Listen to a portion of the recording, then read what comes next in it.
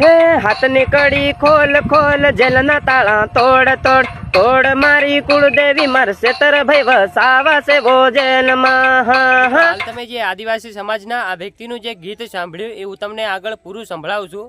જે સાંભળે અને યાર તમને બધાને થશે કે ખરેખર આદિવાસી સમાજ છે એ ચૈતરભાઈ વસાવાને ખૂબ જ ચાહે છે. હા યાર, હવે તમે બધાએ જાણો છો કે ચૈતરભાઈ વસાવા 7મા મહિનાની જે 5 તારીખથી જે જેલની અંદર પુરાયેલા છે અને અત્યારે લગભગ એમને જેલમાં ગયાના 13-14 દિવસ થઈ ગયા છે, છતાં પણ તેઓ જેલમાંથી છૂટ્યા નથી, કારણ કે એમના જામીન નથી મળી રહ્યા અને જામીન મંજૂર પણ નથી થઈ રહ્યા.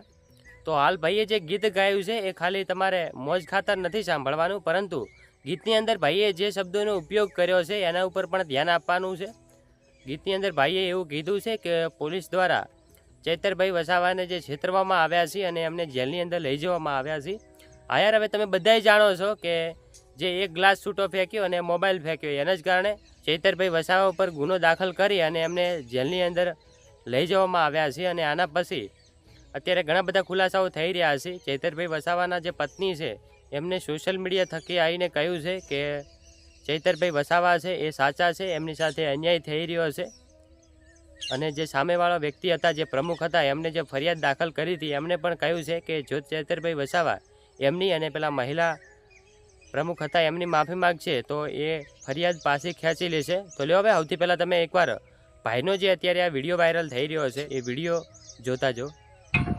હે હાથની કડી ખોલ ખોલ જેલના તાળા તોડ તોડ તોડ મારી કુળદેવી મારશે તર ભાઈ વસાવા છે ભોજનમાં.